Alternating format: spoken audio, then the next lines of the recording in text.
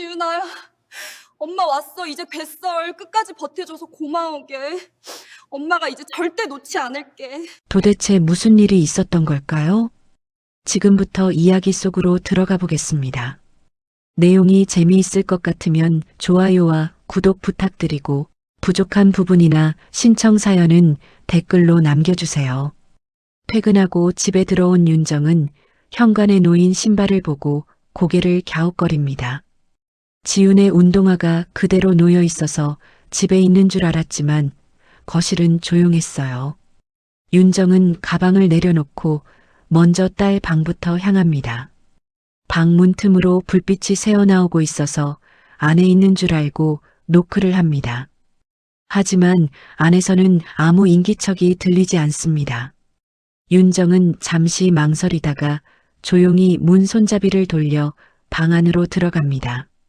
방 안에는 책상 위에 펴진 공책과 노트북, 침대 위에 던져진 카디건만 어지럽게 놓여 있을 뿐이었어요.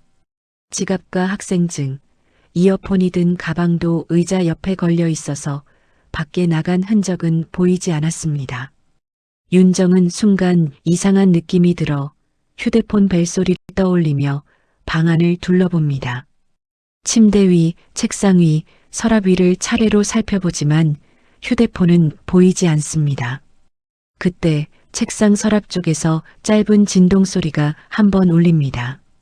윤정은 몸을 낮춰 서랍을 열어보고 서류 밑에 엎어져 있는 스마트폰을 발견합니다. 화면에는 잠금이 풀린 채 메시지 앱이 떠 있었고 맨 위에는 엄마라는 이름의 대화창이 열려 있었어요. 마지막 줄에는 짧은 한 문장이 남아 있었습니다. 엄마 미안해라는 글자를 본 순간 윤정의 손이 가볍게 떨립니다.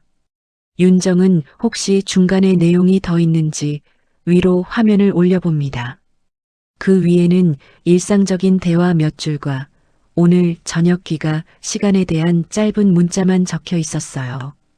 특별한 다툼도 없었고 위협적인 말도 없었다는 사실이 오히려 더 이상하게 느껴졌습니다. 윤정은 시간을 확인하고 메시지 전송 시각이 1시간 전이라는 것을 눈으로 다시 한번 확인합니다. 그 시각에 자신은 아직 회사에서 회의를 하고 있었고 답장을 보내지 못했다는 기억이 또렷하게 떠오릅니다. 윤정은 거실로 나가 초인종 기록을 확인하지만 최근 몇 시간 동안 방문한 사람은 택배 기사 한 명뿐입니다.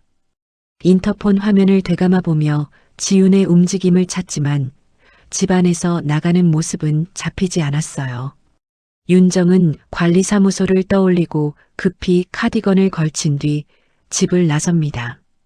엘리베이터 안에서 다시 휴대폰을 확인하지만 지훈에게 전화를 걸어도 전원은 꺼져 있다는 안내만 반복됩니다.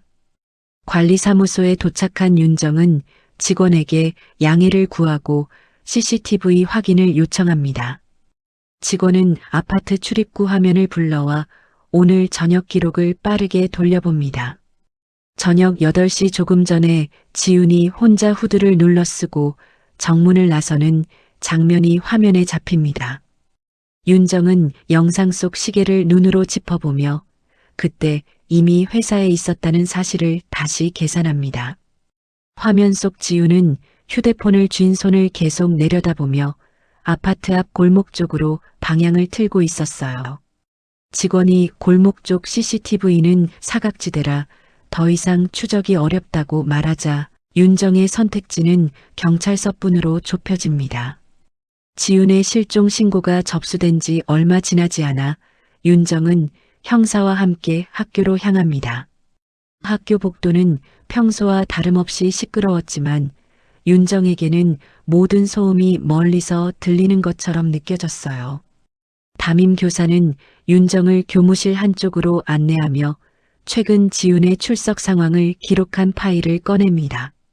파일에는 지훈이 지난 몇 주 동안 이유 없이 결석하거나 조퇴한 기록이 여러 번 남아 있습니다. 담임은 지훈이 체력적으로 문제가 있어 보이지 않았다고 말하며 오히려 심리적인 변화가 있었던 것 같다고 덧붙입니다. 윤정은 그 말을 듣고도 이유를 떠올릴 수 없어 고개를 숙입니다. 형사는 학생들과 추가 면담을 위해 윤정에게 잠시 대기해달라고 요청합니다. 잠시 뒤 같은 반 친구 2명이 교무실로 들어옵니다. 세아와 민지는 지훈이 최근 수업 중에도 계속 휴대폰을 확인했다고 말합니다. 둘은 지훈이 긴장을 숨기려고 노력하는 듯한 태도를 보였다고 기억하고 있었어요. 형사는 두 학생에게 지훈이 누군가와 자주 연락했는지 더 구체적으로 묻습니다. 학생들은 번호를 보진 못했지만 지훈이 연락을 받으면 얼굴이 굳어졌다는 사실을 이야기합니다. 한 번은 쉬는 시간에 지훈이 운동장 뒤 벤치에서 울고 있는 것을 봤다고 증언합니다. 윤정은 예상하지 못한 이야기에 놀라며 조용히 숨을 고릅니다. 형사는 지훈의 도서관 기록과 교내 CCTV도 함께 확인하기로 결정합니다. 도서관 열람 기록에는 최근 특정 시간대에 혼자 오래 머문 흔적이 반복적으로 찍혀 있어요. CCTV에는 지훈이 빈 교실에서 누군가에게 전화를 걸었다가 급히 교실을 나가는 장면도 나타납니다. 형사는 휴대폰 기록 조회를 위해 윤정의 동의를 요청하고 절차를 바로 진행합니다.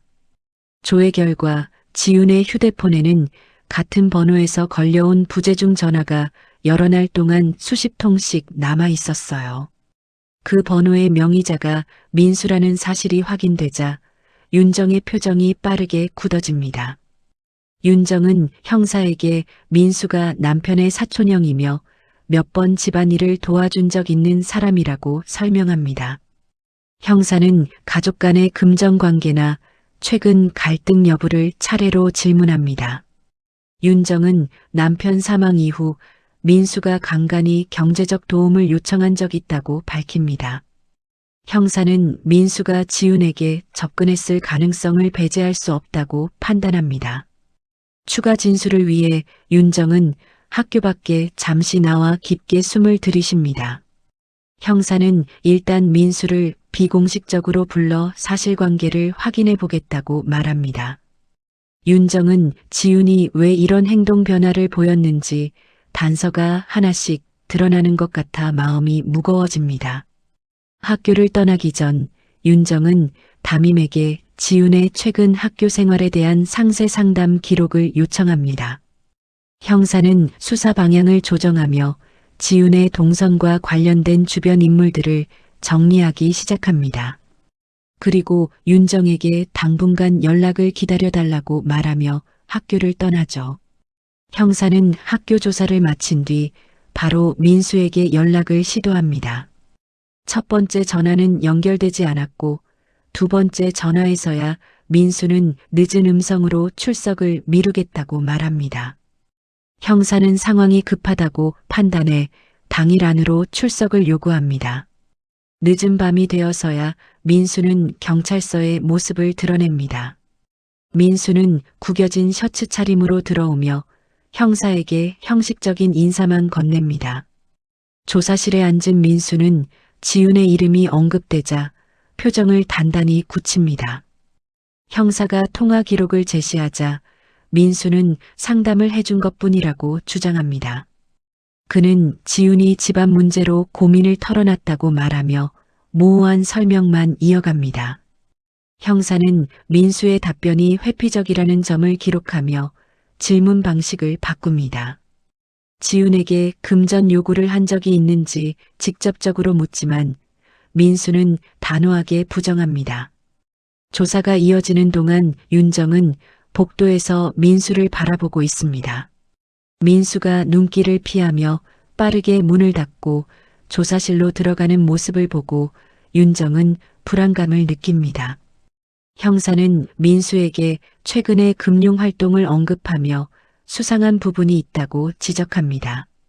민수는 자신의 재정 상황은 사생활이라며 답변을 거부합니다. 형사는 그의 반응이 방어적이라는 점을 체크하며 다음 질문을 준비합니다. 민수는 조사실 시계를 자주 확인하며 자리를 빨리 벗어나고 싶어 합니다.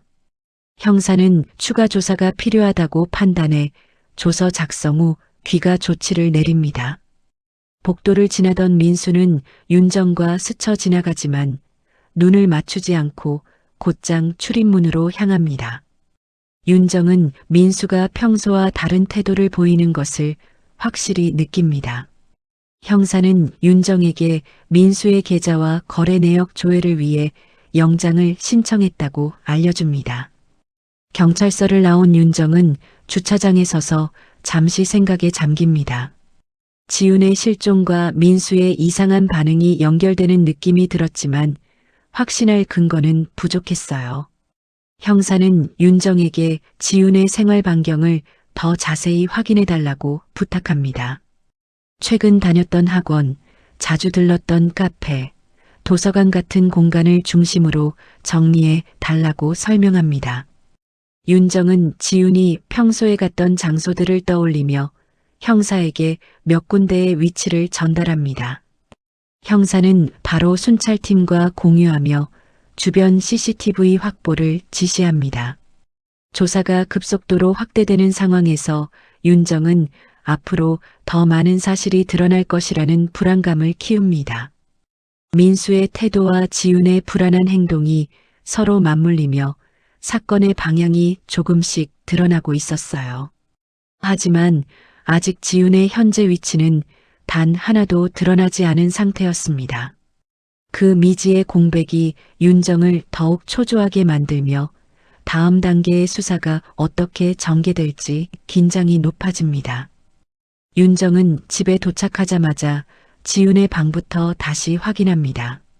방 안 공기는 종일 닫혀 있었던 듯 답답했고 어지럽게 놓인 물건들이 더 심상치 않은 분위기를 만들었어요. 윤정은 책상 위를 하나씩 정리하며 실마리가 될 만한 것을 찾기 시작합니다. 책상 아래 떨어진 펜을 주우려 허리를 숙인 순간 책상 밑 그늘진 틈에서 작은 검은 물체가 보입니다. 윤정은 손을 넣어 그것을 꺼내는데 외관이 긁혀있는 USB 하나였습니다. 지훈에게 USB를 준 적이 없다는 사실이 떠오르며 윤정의 심장 박동이 조금 빨라집니다. 윤정은 노트북을 켜고 USB를 꽂아 파일 목록을 확인합니다. 폴더명은 날짜로만 적혀 있었고 일주일 전부터 오늘까지 총 7개의 음성 파일이 저장되어 있었어요. 윤정은 가장 첫 번째 파일을 재생하며 지훈의 일상적인 목소리가 나오길 기대합니다. 하지만 들려온 것은 낮은 남성의 목소리로 지훈에게 일정 금액을 마련하라는 명령 같은 말이었습니다. 윤정은 손을 떨며 두 번째 파일을 열지만 내용은 더 구체적이었습니다. 남성은 지훈의 과거 일들을 언급하며 이를 빌미로 압박을 가하는 내용이 반복되었습니다. 목소리는 감정을 숨긴 듯 일정한 톤이었지만 말투에는 위협이 분명히 묻혀 있었어요. 세 번째 파일에서는 지훈이 작게 숨을 고르는 소리와 함께 두려움이 묻어난 짧은 대답이 기록되어 있었습니다. 윤정은 파일 재생을 멈추고 방안을 둘러보며 지훈이 어떤 심정이었을지 짐작하려고 노력합니다. 그리고 마지막 파일을 클릭하자 남성의 목소리가 지훈의 가족사까지 언급하며 압력을 높이는 내용이 흘러나옵니다. 말투와 호흡의 특징이 윤정에게 낯설지 않았습니다. 그 목소리가 민수의 평소 말투와 매우 유사하다는 사실이 귀에 또렷하게 남습니다. 윤정은 USB를 밀봉하고 바로 형사에게 전화를 걸어 상황을 설명합니다. 형사는 이를 중요한 증거로 판단해 즉시 경찰서로 가져오라고 지시합니다. 윤정은 가방에 USB를 넣고 집을 나서며 주변을 재차 살핍니다. 지훈이 이런 상황을 홀로 감당했다면 방 안 곳곳에 흔적이 남아있을 것이라고 생각합니다. 책상 서랍을 다시 열어보니 깊은 곳에서 종이가 구겨진 채 끼워져 있었습니다. 종이를 펼치자 지훈이 적어둔 일정표와 그 옆에 해결해야 함이라는 짧은 메모가 보였습니다. 이 메모는 음성 파일과 같은 시기에 적힌 것으로 판단되었습니다. 윤정은 문제의 시작이 훨씬 이전부터 진행되고 있었음을 깨닫습니다. 형사에게 증거 자료를 전달하기 위해 집을 급히 나서는 윤정의 걸음은 갈수록 빨라졌어요. 사건이 단순 실종이 아니라 명확한 압박과 위협 속에서 벌어진 일이라는 사실이 분명해졌습니다. 윤정이 경찰서 문을 밀고 들어가는 순간 형사는 USB를 받아들며 바로 분석팀에 전달합니다. 이 증거를 통해 사건의 실체가 본격적으로 드러날 것이라는 분위기가 형사서 내에 빠르게 번졌습니다. 형사는 영장을 통해 확보된 민수의 금융 기록을 분석하며 윤정에게 경찰서 방문을 요청합니다. 윤정이 도착했을 때 형사는 정리된 문서를 책상 위에 펼쳐 보이며 최근 민수의 거래 내역을 설명합니다. 기록에는 사채업체 3곳에서 단기간에 수천만 원 규모의 대출을 받은 사실이 명확히 드러나 있었어요. 형사는 민수가 대출을 받은 시점과 지훈이 이상 행동을 보이기 시작한 시점이 거의 겹친다고 말합니다. 윤정은 사건 감각이 구체적으로 맞물리는 걸 느끼며 불안한 손을 무겁게 내려놓습니다. 형사는 사채업자들을 조사하기 위해 팀원을 나누어 담당 구역을 배정합니다. 잠시 후 사채업자 중 한 명인 장업자가 경찰서에 출석합니다. 장업자는 민수가 상담을 요청한 자리에서 젊은 친척을 이용해 돈을 마련할 수 있다는 말을 했다고 진술합니다. 형사는 진술 내용을 문서로 정리하고 즉시 사건 파일에 첨부합니다. 윤정은 장업자의 말을 통해 민수와 지훈의 관계가 이미 단순 가족 관계를 벗어났다는 사실을 직감합니다. 형사는 진술이 확보되자 곧바로 민수를 다시 소환하기로 결정합니다. 그러나 민수에게 걸린 전화는 꺼져 있었고 등록된 주소지에서도 모습을 찾을 수 없었습니다. 수사팀은 민수의 차량 위치를 조회해 가장 최근에 찍힌 신호가 외곽 지역에서 발생한 것을 확인합니다. 형사는 민수가 도주의 움직임을 보이고 있다고 판단해 추적의 우선순위를 높입니다. 윤정은 민수의 잠적이 지훈의 안전과 직결될 수 있다고 판단해 형사와 계속 연락을 이어갑니다. 수사팀은 민수의 카드 사용 내역, CCTV 동선, 렌터카 이용 기록을 동시에 조회하기 시작합니다. 이 과정에서 민수가 며칠 전 렌터카 한 대를 대여했다는 사실이 새롭게 확인됩니다.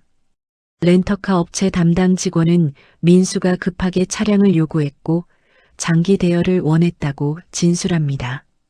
형사는 지훈의 실종 시점과 민수의 차량 대여 날짜를 대조의 기록에 추가합니다. 수사팀은 모든 정황이 지훈에게 가해진 압박과 민수의 빚 문제를 하나의 흐름으로 연결하고 있었어요. 형사는 윤정에게 민수를 찾는 것이 사건 해결의 핵심이라고 조심스럽게 설명합니다. 윤정은 계속 수사 과정을 지켜보며 하루하루 지쳐가는 모습이 역력해졌습니다. 하지만 민수의 빚 문제와 그가 남긴 말들을 통해 사건이 더 복잡한 형태로 이어지고 있다는 점은 명확했습니다. 형사는 상황이 심각하다고 판단하며 민수의 주변 지인을 대상으로 탐문을 확대합니다. 지인은 민수가 최근 연락을 끊고 집에도 잠시 들렀다가 급히 떠났다고 증언합니다. 그는 옷 몇 벌과 검은 가방 하나를 들고 나갔다고 했고 그 이후로 연락이 끊겼다고 말했습니다. 형사는 이 정보를 토대로 민수가 외곽으로 이동하며 은신처를 옮기는 중이라고 추정합니다. 윤정은 민수의 행동 변화가 지훈에게 어떤 영향을 미쳤을지 계속 생각하며 불안감을 떨치지 못합니다. 수사팀은 민수의 연락망을 차단하고 검문소에 신원 정보를 공유하며 추적 범위를 넓힙니다. 그리고 이 모든 흐름은 지훈이 어느 곳인가에서 민수와 연결된 상황 속에 놓여 있다는 강력한 가능성을 형성하고 있었어요. 경찰은 지윤의 교통카드 사용 내역을 확보해 이동 동선을 분석합니다. 사용 기록은 사건 당일 저녁 집 근처 역에서 한 번 찍힌 뒤 사라져 있었어요. 형사와 윤정은 즉시 해당 역으로 이동해 영무원에게 협조를 요청합니다. 영무원은 CCTV 열람을 허가하며 사건 당일 시간대를 중심으로 영상을 불러옵니다. 영상에는 지훈이 개찰구를 통과한 뒤 누군가의 전화를 받아 갑작스럽게 방향을 바꾸는 모습이 잡혀 있습니다. 지훈은 발걸음을 재촉하며 역 밖으로 빠져나가 골목 쪽으로 사라졌습니다. 형사는 그 시간대 통화 기록을 대조하여 발신자가 민수라는 사실을 확인합니다. 민수와의 통화 이후 지훈이 급히 이동했다는 점은 사건의 연관성을 더욱 강화했어요. 형사는 근처 상가를 돌며 추가 CCTV를 확보합니다. 한 건물의 외부 카메라에는 지훈이 후드를 깊게 눌러쓴 채 작은 공원 방향으로 이동하는 장면이 남아 있었습니다. 수사팀은 공원 주변으로 수색 범위를 넓히며 지훈의 흔적을 찾기 시작합니다. 공원 뒤쪽 공사구역 근처에서 수색견이 반응을 보이자 형사는 즉시 접근을 지시합니다. 철제 펜스 사이 좁은 틈에서 누군가 급히 버린 듯한 신발 한 짝이 발견됩니다. 윤정은 신발을 보고 바로 지훈의 것이라고 단정합니다. 인근 바닥에는 작은 종이 조각이 젖은 채 붙어 있었고 형사는 집게로 조심스럽게 집어 올립니다. 종이를 펼치자 글씨가 흐트러져 있었지만 몇 단어는 식별할 수 있었습니다. 형사는 종이에 적힌 말하지 말라는 문장을 확인하고 기록합니다. 필체가 급하게 휘갈긴 듯했고 지훈이 작성했을 가능성이 컸습니다. 윤정은 단서를 통해 지훈이 공원 근처에서 강한 압박을 받은 것으로 추정합니다. 형사는 이 지역이 최근 공사로 인해 CCTV가 적다는 점을 확인하며 긴장감을 높입니다.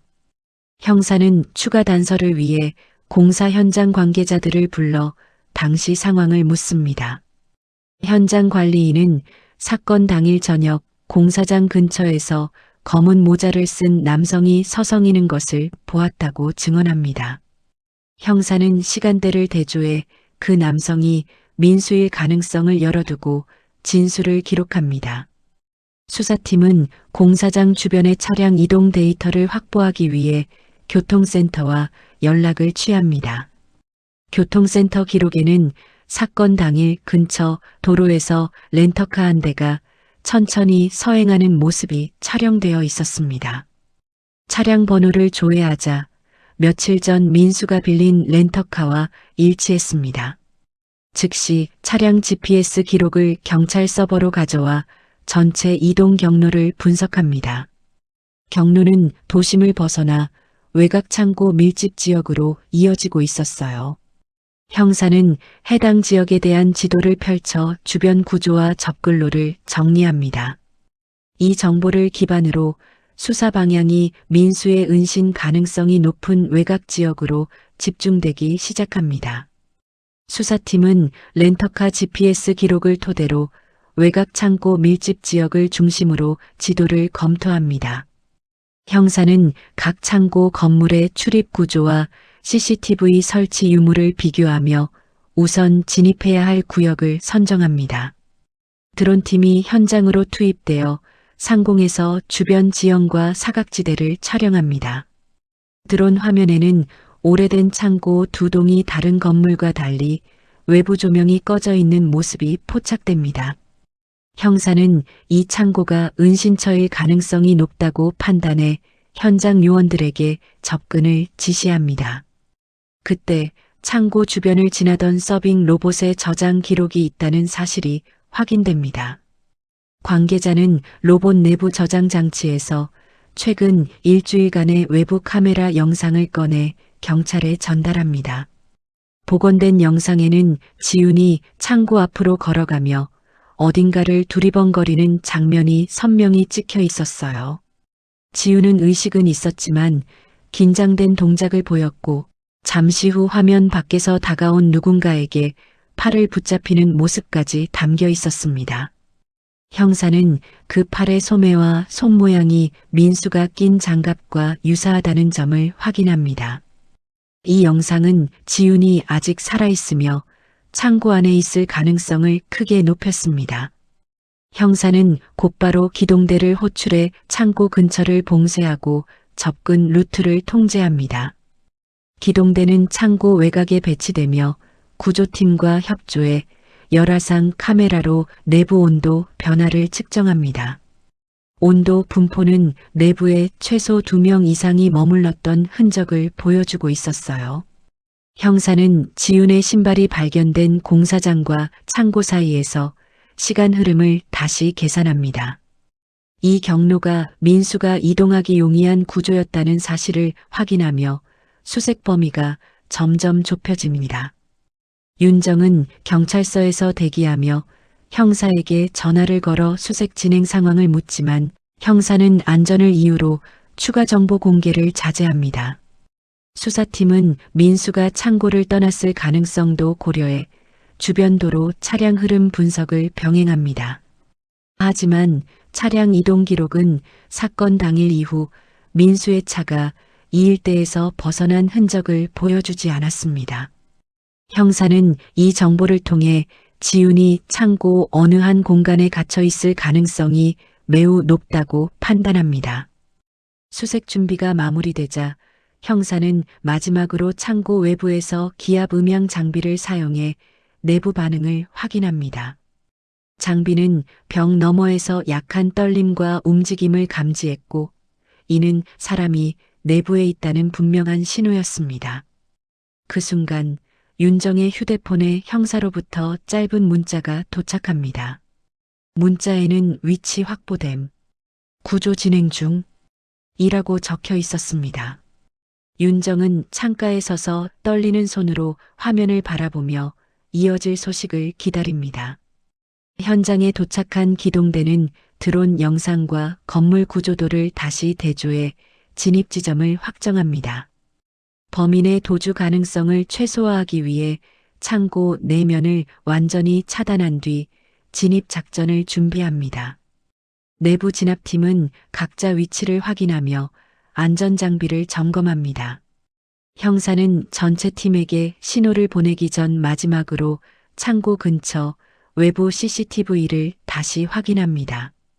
그리고 지훈이 구조될 수 있는 결정적 순간이 임박했음을 팀 전체에 공유하며 진입 신호를 내릴 준비를 마칩니다. 기동대는 창고 주변을 완전히 통제한 뒤 진입 절차를 준비합니다. 창고 문은 낡은 자물쇠로 잠겨 있었고 특수팀이 쇠절단 장비를 이용해 조심스럽게 절단을 시작합니다. 절단 소리가 울리자 내부에서 가벼운 움직임이 감지되었고 열화상 카메라에도 미세한 온도 변화가 포착되었어요.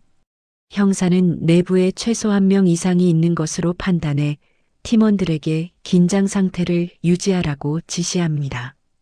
문이 완전히 열리자 내부에는 먼지가 가득했고 한쪽 벽면에는 낡은 공구들이 흩어져 있었습니다.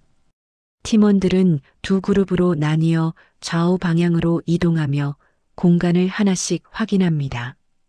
창고 깊숙한 곳에 작게 분리된 방이 있었고 문틈 아래에서 희미한 빛이 새어나왔습니다. 진압팀이 문을 열자 방 안에는 지훈이 구석에 몸을 기댄 채 앉아 있었어요. 지훈은 탈수로 몸을 가누기 힘든 상태였지만 의식은 있었고 경찰이 다가오는 것을 인지하고 눈을 천천히 들어 확인했습니다. 구조요원은 지훈을 곧장 들것에 태워 외부로 이동시키며 응급처치를 시작했습니다. 방 한쪽에는 민수가 남기고 간 흔적들이 그대로 남아 있었습니다. 휴대폰 배터리, 반으로 찢긴 종이, 그리고 협박 문장이 적힌 메모들이 바닥에 떨어져 있었어요. 형사는 이 물건들을 하나씩 수거하며 범행의 흐름을 재구성하기 시작합니다. 또 다른 팀원은 방 안구석에서 녹음 파일로 추정되는 작은 기기를 발견합니다. 기기에는 며칠 전 날짜의 음성 파일이 남아 있어 추가 증거로 확보됩니다. 창고 출입구 쪽 CCTV는 고의로 꺼져 있었고 배선이 끊긴 흔적이 선명했습니다. 형사는 민수가 퇴로를 확보하기 위해 철저히 준비했음을 확인합니다.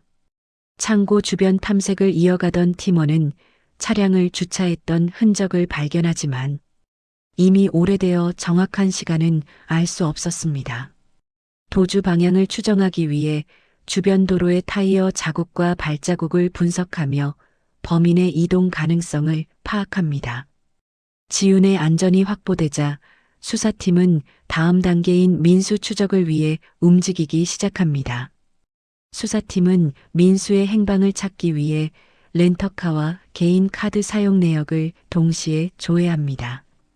오후 늦게 지방 한 모텔에서 민수의 카드 승인 기록이 확인되자 형사는 즉시 해당 지역 경찰과 공조를 요청합니다.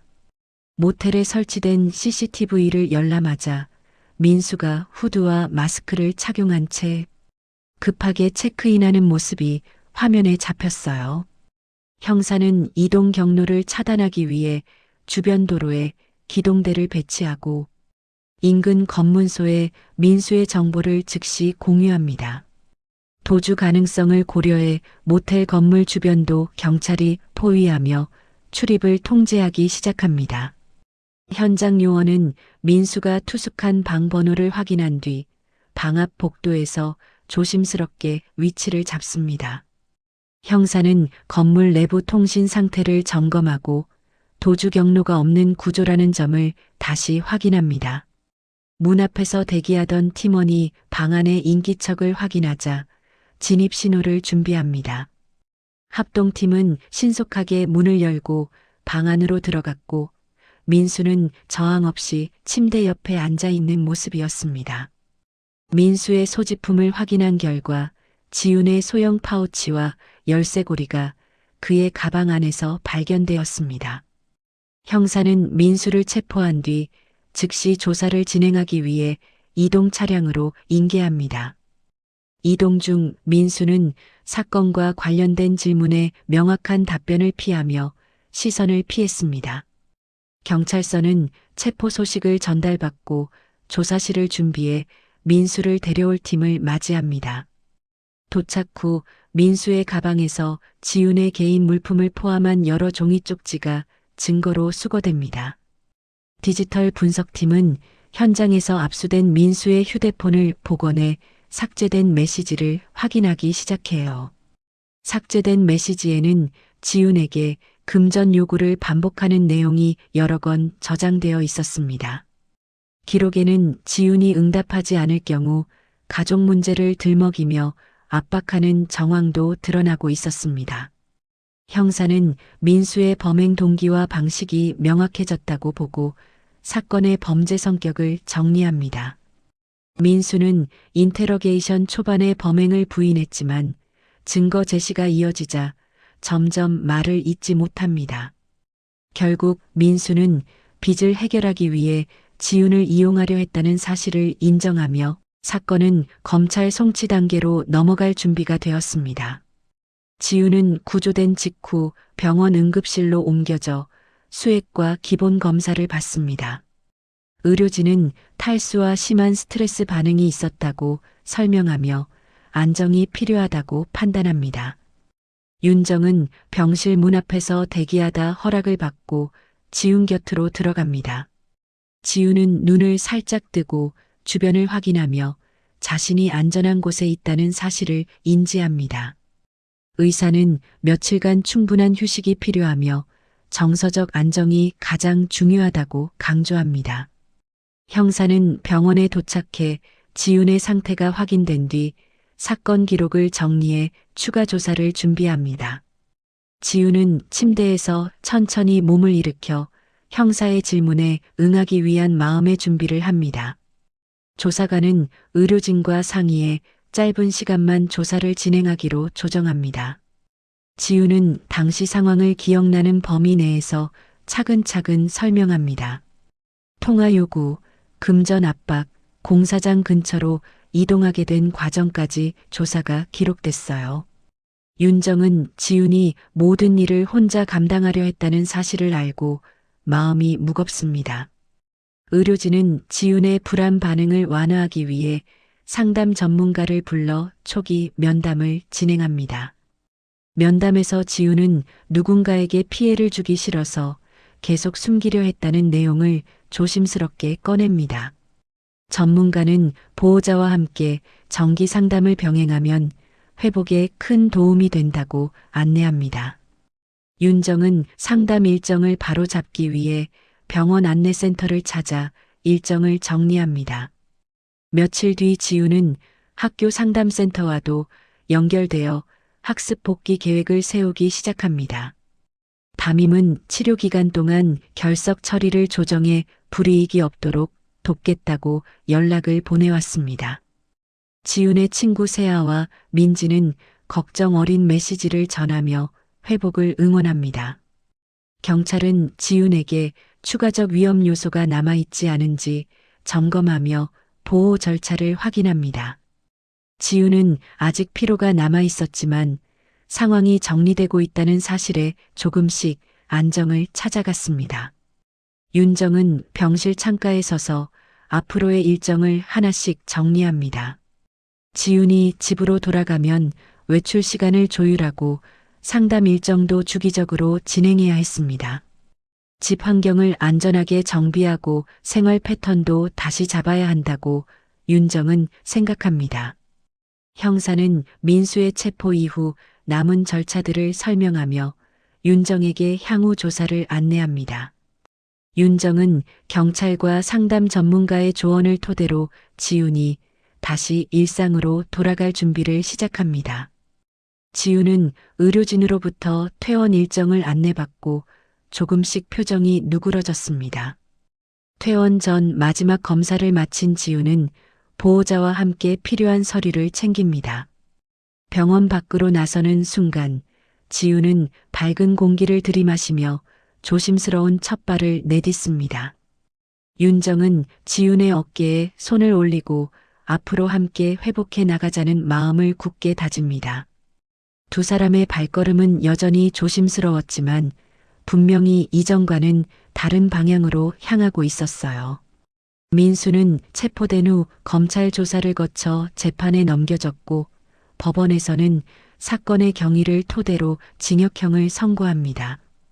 형사는 판결 내용을 윤정에게 전달하며 이번 사건이 공식적으로 마무리 단계에 들어갔다고 설명합니다. 지훈은 피해자 진술을 법정에서 직접 마쳤고 그 과정에서 필요한 보호 조치를 모두 적용받았습니다. 법정 출석을 마친 지훈은 상당한 긴장감 속에서도 진술을 끝까지 유지하며 사건을 정리하려고 노력했습니다. 윤정은 지훈의 심리 상태를 지켜보기 위해 상담센터와 이어진 심리 검사 프로그램에 참여하기로 결정합니다. 상담 전문가는 일정 기간 지속적인 관찰이 필요하다며 주간 상담 일정을 윤정에게 안내합니다. 지훈은 병원 퇴원 이후 체력 회복을 위해 간단한 운동 프로그램과 규칙적인 식단을 병행하고 있었어요. 학교 측에서는 지훈의 학업 복귀를 돕기 위해 담임과 상담팀이 함께 복귀 일정을 조정합니다. 지훈은 상담팀과의 면담에서 복학을 위한 준비 사항을 정리하며 하나씩 따라가고 있습니다. 윤정은 집 안 곳곳을 정리하며 지훈이 더 편안하게 지낼 수 있는 환경을 만드는 데 집중합니다. 사건 이후 지원기관에서는 지훈에게 심리 안정 프로그램과 학습 지원 프로그램을 연계합니다. 이웃들도 지훈의 복귀 소식을 듣고 필요한 도움을 제안하며 주변 분위기를 따뜻하게 만들었어요. 경찰은 사건이 재발할 우려가 없는지 확인하기 위해 일정 기간 추가 모니터링을 진행합니다. 형사는 최종 보고서 작성을 시작하며 이번 사건에 대한 조사를 정리해 내부팀에 공유합니다. 지우는 집 근처 도서관에서 간단한 공부를 재개하며 일상 복귀의 속도를 조절합니다. 상담 전문가는 지훈에게 스트레스 관리 방법과 불안시 대처법을 차근차근 지도합니다. 윤정은 지훈이 겪어낸 길고 복잡한 과정들을 떠올리며 앞으로의 생활이 안정되기를 바라고 있습니다. 가족 상담 일정도 정해져 가족 전체의 회복을 위한 준비가 진행되고 있었어요. 지훈은 조금씩 취미 활동을 다시 시작하며 자신만의 리듬을 되찾으려 노력합니다. 이 모든 변화는 시간이 필요했지만 두 사람이 회복을 향해 꾸준히 나아가고 있다는 것을 보여주고 있었습니다. 지훈은 회복 과정을 거친 뒤 오랜만에 윤정과 함께 집 근처 산책로에 나섭니다. 해질 무렵의 산책로는 조용했고 운동하는 주민들과 반려견을 데리고 걷는 사람들만 드문드문 지나가고 있었어요. 지훈은 천천히 걸음을 옮기며 주변을 관찰하고 오랜만에 바깥 공기를 제대로 느끼고 있었습니다. 윤정은 지훈의 옆에서 일정한 속도로 걸으며 최근 생활 패턴이 안정되고 있는지 조심스럽게 살핍니다. 지훈은 새학기 복학 준비를 위해 학교에 제출할 서류들을 정리했다며 윤정에게 알립니다.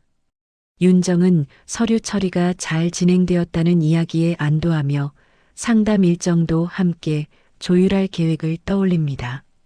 상담센터에서는 한 달 뒤 다시 평가 상담을 진행하기로 했고 지훈은 그 일정도 캘린더에 기록해 두었어요. 산책 중 잠시 멈춰선 지훈은 앞으로는 혼자 문제를 감당하지 않겠다는 의지를 조심스럽게 전합니다. 윤정은 그 말을 들으며 지훈의 어깨를 가볍게 두드리고 계속 함께할 준비가 되어 있다고 마음속으로 다짐합니다. 주변 이웃들은 두 사람을 알아보고 반갑게 인사하며 일상의 평온함이 서서히 돌아오고 있음을 보여줍니다. 지훈은 벤치에 잠시 앉아 앞으로의 목표를 정리했던 메모를 윤정에게 건넵니다.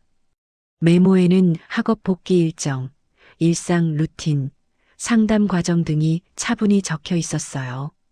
윤정은 메모를 보며 지훈이 스스로 삶의 균형을 되찾기 위해 노력하고 있다는 사실을 실감합니다. 집으로 돌아가는 길목에서 윤정은 지훈에게 새로운 생활 패턴이 잘 유지되도록 함께 점검하자고 제안합니다. 지훈은 고개를 끄덕이며 앞으로 더 솔직하게 자신의 상태를 이야기하겠다는 의지를 다시 한번 표현합니다. 집 근처까지 돌아왔을 때 하늘에는 초저녁별이 희미하게 떠 있었고 공기에는 차분한 냄새가 묻어 있었어요. 지훈은 문득 창고에서 느꼈던 두려움을 떠올리지만 금세 고개를 들어 현재의 평온함을 바라봅니다. 윤정은 지훈의 시선이 잠시 흔들린 것을 느꼈지만 말을 잇지 않고 옆에서 함께 걸음을 맞춰줍니다. 집 문 앞에 도착하자 윤정은 순간적으로 지훈의 손을 꼭 잡고 다시 놓지 않을 듯 조용히 압을 주었습니다. 그리고 두 사람은 천천히 현관문을 열며 과거의 그림자에서 벗어나 조금씩 새 삶으로 걸어서 들어갑니다. 즐겁게 시청하셨나요? 저희 한국 드라마 채널에서는 편안하고 재미있게 들을 수 있는 다양한 드라마를 꾸준히 업로드하겠습니다. 유튜브에서 한국 드라마를 검색해 주시고 많은 사랑 부탁드립니다. 듣고 싶은 드라마가 있으면 댓글로 남겨주시고 구독과 좋아요, 알림 설정도 부탁드려요. 오늘도 행복하세요. 구독과 좋아요, 알림 설정 잊지 마시고요. 듣고 싶은 드라마가 있다면 댓글로 남겨주세요. 오늘도 행복한 하루 되세요.